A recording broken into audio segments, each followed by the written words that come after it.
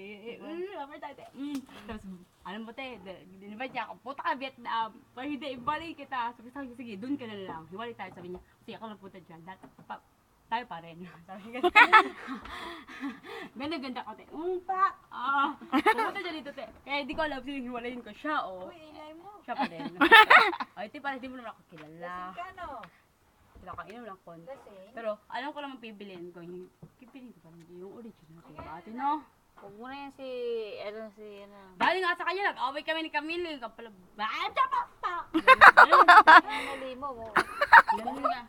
Ate, kasi gusto niya, lahat ng time ko sa kanya. Ate, sabi ko, puntahan ko yung friend ko. Tagal lang kami hindi nag-spend. Sabi niya, hindi ba tulog ka na kasi maaga pa. Work mo, sabi ko sa kanya. Gusto kanya, nakagano ako. Ano ba naman, inumin natin. Kikibi lang kami lahat pati sa bahay. Kikibi, sabi ko sa kanya. Alam mo ba yung ex ko, si Jacob, sabi sa kanya, hindi niya ako pinababayad. Sabi ko niya, ganun, te. Ikaw lang meron sa akin. Okay lang, may dignity ako. Sabi ko sa kanya, may dignity ako. Pero deep inside me, wala naman ganyan. Joke